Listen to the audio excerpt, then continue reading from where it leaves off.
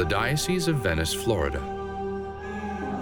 The story of the faith in this region began with the labors of zealous Spanish missionaries, was nurtured by faithful shepherds, and carries on today under the leadership of its current apostle, Bishop Frank Joseph Dewane. To me, there's a tremendous significance of laying oneself before the Lord. To me, it sums it up, not looking up, not facing anything, serenely lying before the Lord.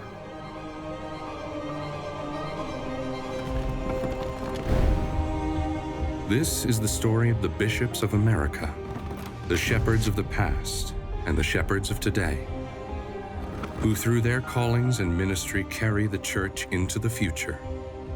It's also the story of their parish, their church, the cathedral.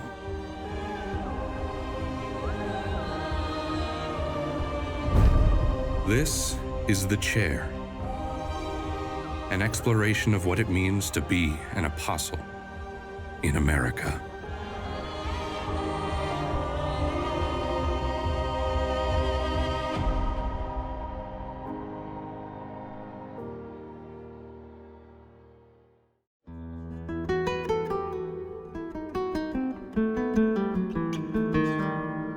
Just south of Sarasota, along Florida's white-sanded Gulf Coast, Venice, Florida offers 14 miles of beaches from Casey Key to Manasota Key. It's also the sea city of the Diocese of Venice. Established in 1984, the Diocese of Venice is one of the nation's younger dioceses, but its history goes all the way back to the colonial era, with the arrival of Jesuit and Franciscan missionaries who worked to plant a Catholic presence in Florida. Juan Ponce de Leon, the Spanish conquistador, is credited with discovering Florida in 1513. For the next 8 years, he explored Florida's west coast, setting up missions along the Calusa Indians. Due to armed resistance from the native population, however, the missions were abandoned until the arrival of a second explorer and conquistador, Hernando de Soto. De Soto brought missionary priests with him, and from 1539 until 1542, they evangelized native tribes, while De Soto made further exploratory excursions into the area. Those early efforts, however, didn't really stick, and the region around the Diocese of Venice was one of the last regions of Florida to be developed. And in that sense, the Diocese of Florida, well into the 20th century, has always been at the edge of Catholic presence in Florida, distant from St. Augustine or Miami and kind of the real core regions of the Catholic population. In 1865, at the end of the Civil War, missionaries from Savannah, St. Augustine, and Tampa began visiting the area. In 1889, the care of the area fell under the jurisdiction of the Jesuit fathers from Tampa, who made regular visits. And when the region started to develop after World War II, it was often the Catholic communities themselves who had to advocate for their own needs and to petition for priests and parishes to be established in the region. In the town of Sarasota, which is now part of the Diocese of Venice, in the early part of the 20th century, there was a parish that was created called St. Martha's, and it served a handful of Catholic families who were living in the area. In 1927, Bishop Patrick Barry, the Bishop of St. Augustine, Florida, assigned a priest by the name of Father Elslander to serve as pastor of this parish. He was there for 41 years. One of the really neat things about the town of Sarasota was this was the winter headquarters for the Ringling Brothers and Barnum and Bailey Circus. So they would stay there for the winter, practicing their show when they would go up north then when the season began. And the circus, over a period of a few years, would put on a circus performance, at least 2 shows twice a week, on the grounds of St. Martha's Parish. Sometimes they would set up the big top, sometimes they wouldn't. They would have the very iconic Ringling Brothers ticket booth there, charging 25 cents for children, 50 cents for adults. It would attract Catholics and non-Catholics alike. And all of the proceeds, without any cost to the parish itself, was donated to the church. It was this wonderful carnival atmosphere, and every now and then the pastor would say a mass outdoors with everybody present, including all the circus performers. The first parish in the city of Venice wasn't established as a parish until 1955, which is very late in the game in terms of Catholic development in the United States. It started out as a chapel back in the 1930s, and it slowly grew into a stable Catholic community. In 1941, a group of women began a letter-writing campaign to petition the bishop in St. Augustine to send them a priest who could minister to them on a permanent basis. And it was only after their efforts that he finally relented and sent a missionary priest who came to the town in order to say Mass in one of the local hotels. But it was from that effort that the seed of a parish was established, and in 1955, a permanent parish was finally established. In 1984, Pope John Paul II erected the Diocese of Venice out of parts of the Archdiocese of Miami, the Diocese of Orlando, and the Diocese of St. Petersburg. John J. Nevins was named the first bishop. And under his leadership, the Catholic population in the diocese increased from 115,000 to more than 200,000 parishioners. Bishop Nevins added 15 parishes, and he increased the number of chapels and missions to 13. He also oversaw the ordinations of 50 men to the priesthood.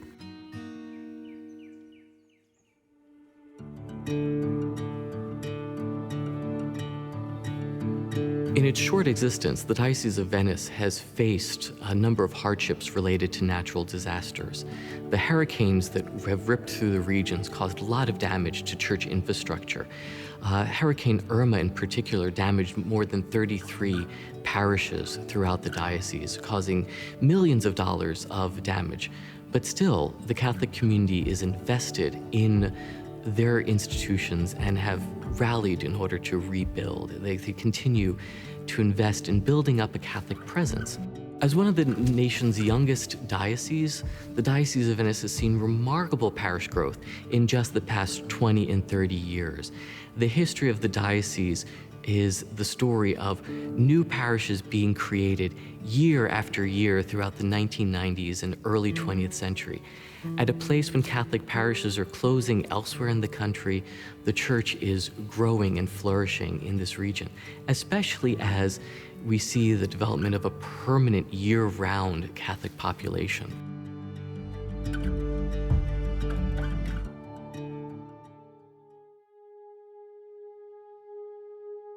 Since its founding as a diocese, the Cathedral of the Epiphany has been the center of liturgical prayer and the mother church for the people of Venice.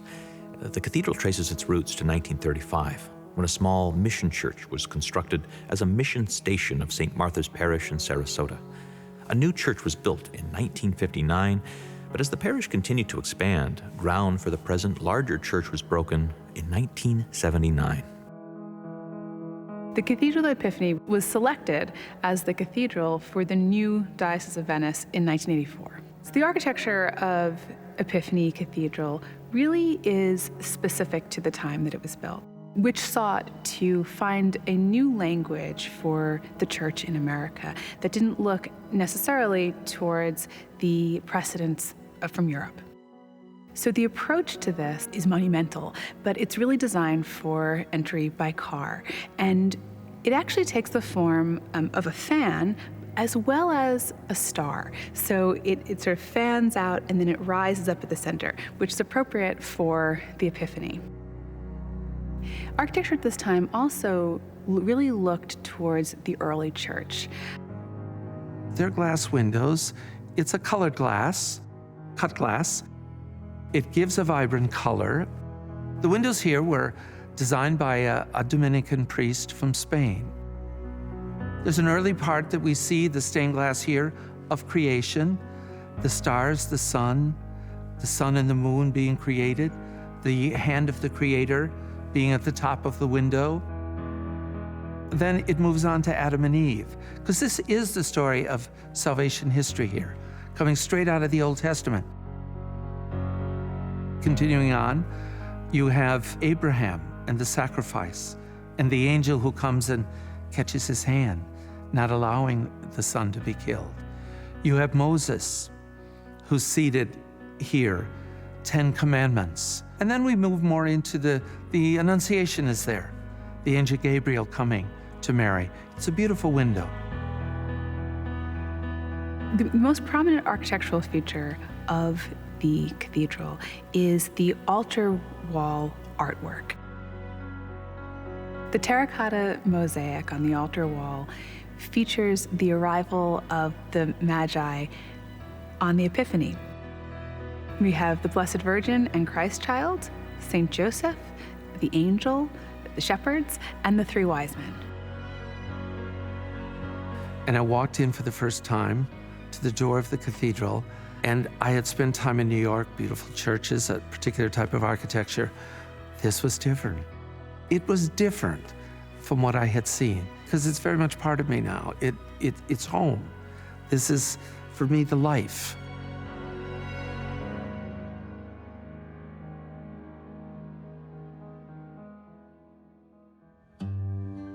The cathedra in the Cathedral of the Epiphany represents Bishop Dewane's role as the Apostle of Venice. I grew up in the Diocese of Green Bay, on a farm outside of Green Bay. Went to a small high school. I had 3 siblings, so there were 4 of us and my parents. A lot of work on a farm.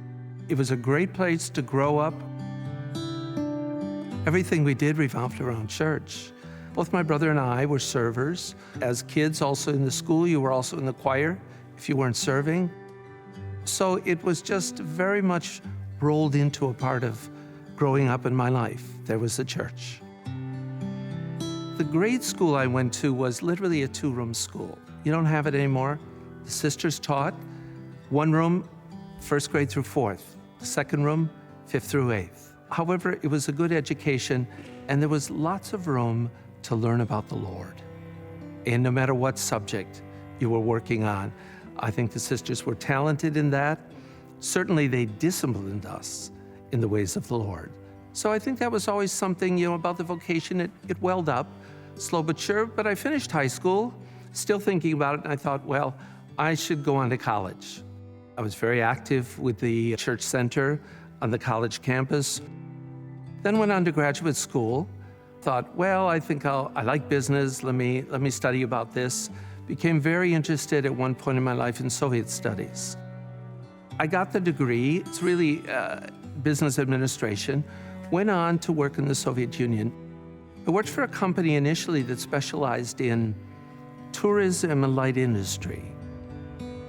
That tourism gave me a lot of time to interact and talk, learn the language, but also learn how does another culture function and think.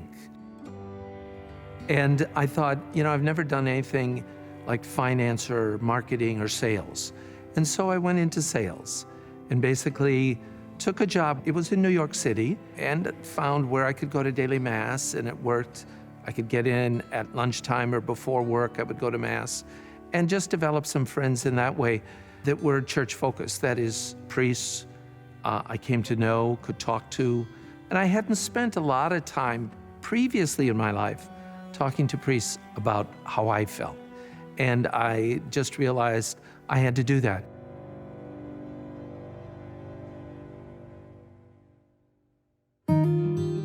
After years in the business world, Frank Dewane decided to answer God's call and enter the seminary. He studied philosophy at the University of Notre Dame, theology at the Pontifical Gregorian University in Rome, and canon law at the Angelicum. When I had made application to Diocese of Green Bay, they said, well, you have life experience, you've lived life. I know I had, but I didn't know what St. Thomas said about some of this, or Augustine. I just thought this is important to have. And then I went on to seminary. I studied at the North American College. I had traveled a lot going over to Rome. I had been to Rome. It was no big deal. But when you get there, you realize, and you begin to enter into it, it is so much a learning environment about everything you study. I say to seminarians who I might send there, 40% of what you learn will be in the classroom. And the rest, then you just got to look around, because it's the universal church right before you. So I truly was blessed to have had that experience. Finished with a degree in canon law. On July 16, 1988, Frank Dewane was ordained to the priesthood. No, I was very much at peace. There was one other priest ordained that day at the same time for the diocese. So it was a very festive occasion. Lots of relatives, lots of friends coming to Green Bay, small place, and you're on a whirlwind that day. You got to do the meal that's set up for all the guests and then spend some time with the relatives who are probably leaving the next day. But I recall it very fondly. I'm assigned to a parish in Green Bay. It's called St. Peter and Paul. Green Bay's not huge like some of the metropolitan areas, but it was considered a downtown parish.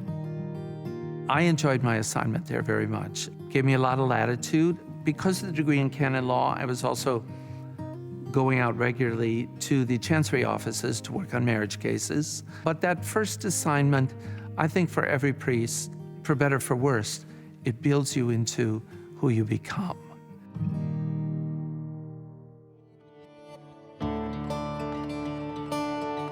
Prior to being named bishop, Father Dewane served in a variety of roles, including pastor, permanent observer of the Holy See to the United Nations, a member of the Pontifical Council Cor Unum, and Undersecretary of the Pontifical Council for Justice and Peace.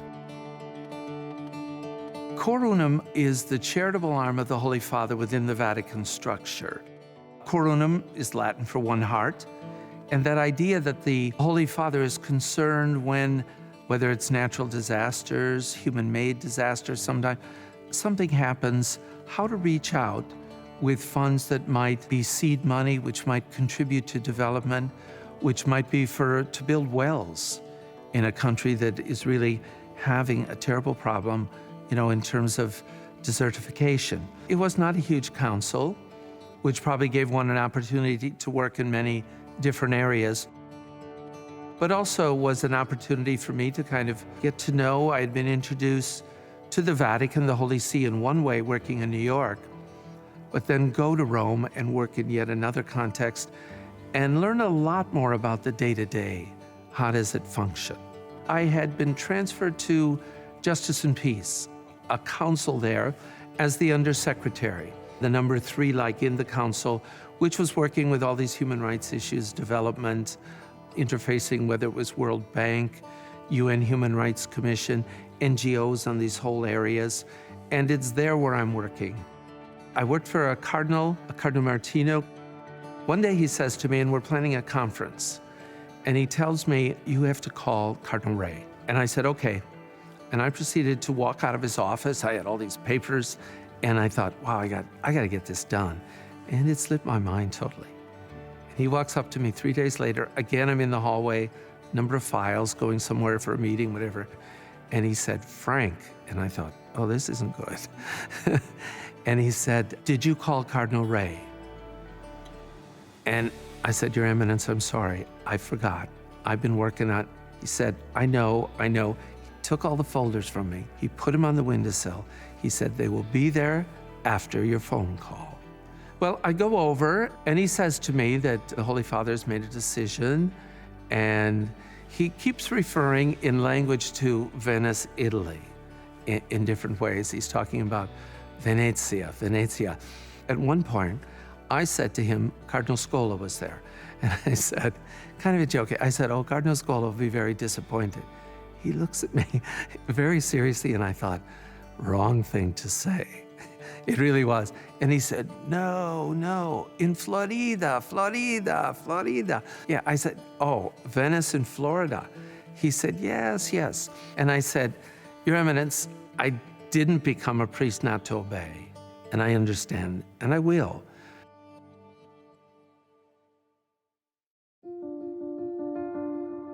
On April 25, 2006, Bishop Dewane was appointed Coadjutor Bishop of Venice in Florida by Pope Benedict XVI. He later succeeded Bishop Nevins as the second Bishop of Venice on January 19, 2007. In the years since becoming bishop, Dewane has served his people as both a shepherd and an apostle.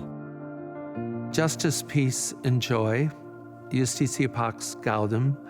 I had spent a lot of my life working in the area of justice and peace, working at the Pontifical Council that was called that at the time.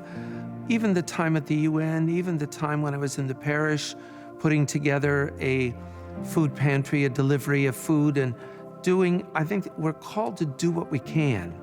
And in each position, it had a lot to do with justice and peace, had to do with helping people. Is it always joyful situations? No, but you gotta dig down sometimes and find that. So it somehow described me. And I know mottos can be, I wanna be that, I wanna strive for that. It was who I had been, and for me it was going to be who I would be. It is really, through Catholic Charities and through what the diocese itself can do, that I think I continue to work at Cor Unum and Justice and Peace. By that I mean Cor Unum, that one heart reaching out with the spirit of giving, with the spirit of the heart to help people. Catholic Charities, realizing some of that justice and peace, evidencing it by what we do as a diocese. So I think you have to do what you can. I think the one I answer to in the end is the Lord in your own heart. Have I really done what I could have here? And when I say to myself, yes, I can, sometimes you know a lot more truth than you can tell.